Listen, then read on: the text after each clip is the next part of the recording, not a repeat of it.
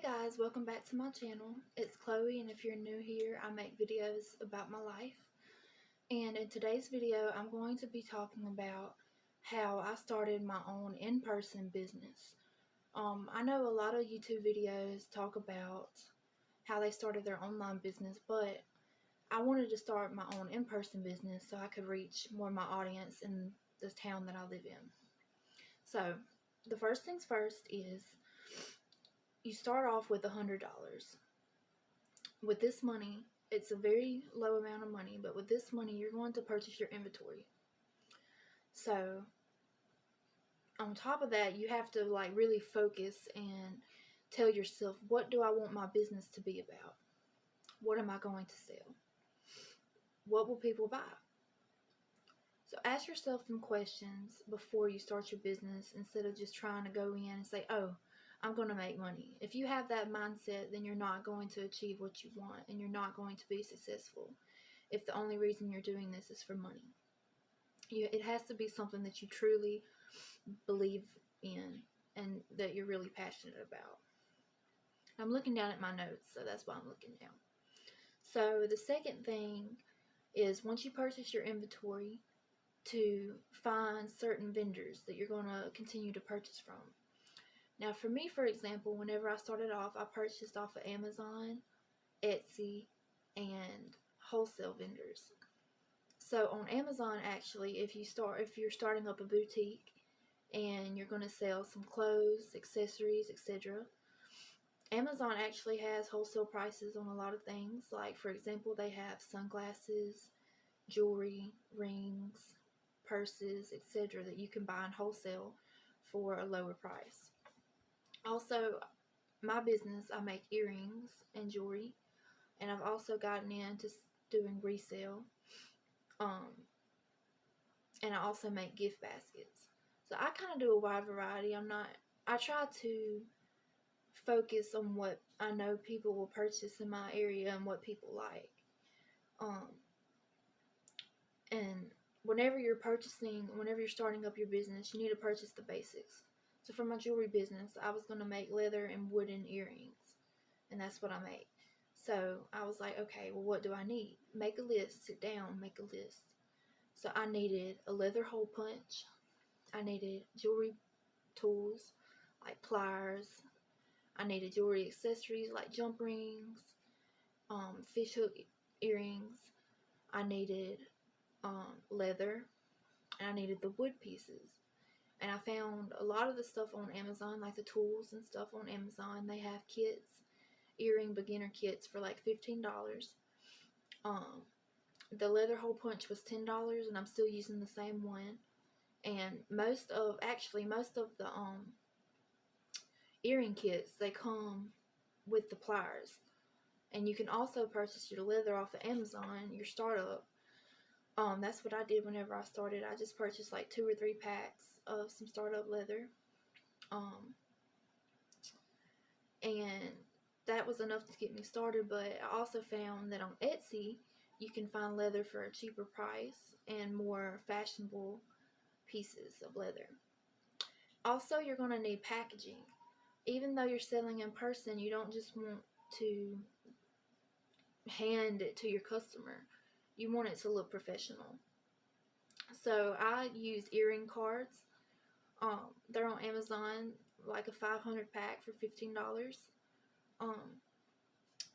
And I also purchased a stamp with your company name on it. I feel like this really personalizes your company, and it tells people, hey, this is who you are. And it gives flair. Also, I purchased the mesh organza bags, and they sell those on Amazon as well for like $10, $15 for about 200 of them. And they come in all different colors and sizes. I have some black ones and some pink ones. So that's just the basics. Start off with $100, and you can grow your business from there. So the next thing, I kind of already touched on it, is your audience. You need to create a company social media for your audience. even though you're going to be selling in person, you need to create a social media account such as a Facebook or Instagram to publish your work so people around your area can know what you're about and what your company's about. This also allows people to spread the word of your business through social media. And you also need to think in your mind, like, what is my company aimed towards? I already kind of touched on that, but who is it aimed towards? Not just what it's aimed towards, who. So for me, for example, I aim my company towards people my age, like, or young adults. So ages like 18 to 25. So you need to try to stay within that company, that audience. Who are you doing this for? Also, for your audience, it's a good idea to customize your products specifically for your audience. So, for example, I make wooden earrings, like I said, and I customize them with initials. So, once I started getting regular customers, they were like, "Hey, can you make this for me with my initial on?" And I was like, "Yeah, sure." So once you find your audience, customize for your audience. And also, create more products that you know you will sell. So for example, if you have 5 items of this necklace and you sold 4 of them, but what does that mean? That means that is profitable, that you are selling that item and that you need to sell it again. So that's the second thing, is your audience. The third thing is location. Where are you going to set up at? So for me, for example, I set up in my town at my local drugstore. I just set up outside, and I go from 8 to 2 on Saturdays. I don't go every Saturday. And I also, this is another thing, is you need to set your schedule. What time are you going to be set up? And what days are you going to be set up every month or every week? So for me, for example, like I said, I set up on Saturdays from 8 to 2. And I haven't been really consistent with it. I haven't went every other weekend. I just go whenever I feel like it. And that's not a good way to be. You need to be consistent. Number 4, the fourth and last final thing, is profit. How much are you making? You need to keep up with this. I'm also been bad about this myself when I was first starting off, is I was not keeping up. I was not keeping up with how much I spent, how much I made, and my gross profit. So basically, this is basics. You should probably already know this, but you need to write down how much you spent. Okay, so you spent that $100 on Amazon. Well, let's just say you made $250 the first weekend that you set up. You subtract $250, the amount you made, from how much you spent. So your gross profit is $150. That's pretty good. And also, into profit, you need to realize your prices and how much do you want your customers to buy this product for. So for me, for example, I personally live in a low income environment, so I'm not going to go and sell my earrings for $10 or $15, even though other boutiques will do that. But that is what is special about my company, is I offer low prices. Now, but you can't just buy something. You can't just buy your materials and say, okay, I'm going to sell these for $4 a piece. If you're not, like, you have to make sure you're making profit either way. So for example, the Amazon kits on Amazon for the leather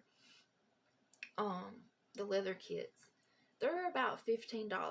And out of that kit, you can approximately make at least 50 pairs of earrings. So you include the $15 for the leather, the $15 for the earring kit, and that's $30. If you can make 50 pairs of earrings, that is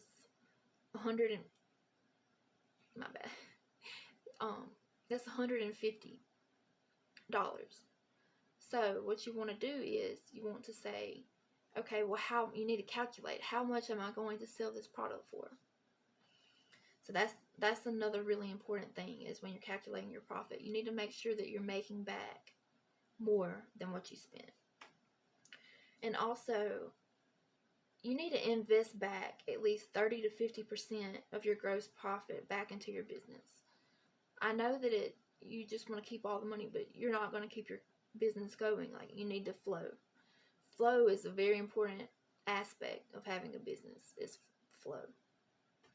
So if you made $100, I would recommend taking at least $30 to $50 and purchasing new products or new tools that you need to make more products. So for example, if you just started off really basic and you just started off with just earrings and you made the leather ones, you didn't do anything else. Well, if you have customers asking you, hey, can you make this for me with my initial on it? Okay, you'll say, well, hey, I need so-and-so. I need some wood earrings. I need some paper, some vinyl paper to do their initials on. And you'll just use that to expand your business. And also another thing is, if you're doing something that's creative, like I am, making earrings, when I first started off, I was making them by hand with no help. Like, I was cutting out the leather and everything. And yes, it sold, but did it look professional? No. So I would invest in a Cricut or a Cameo or anything. Like, if you're making t-shirts, like, you can do that stuff by hand, like, you really can, the iron-on or whatever. But if you're making t-shirts, you need a heat press and a Cameo or a Cricut.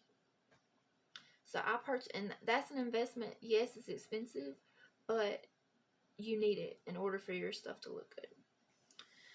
So guys, that's basically all I have to talk about in this video, and I hope you enjoyed it. And if you have any video recommendations, leave them below in the comments, and make sure to like and subscribe. Bye.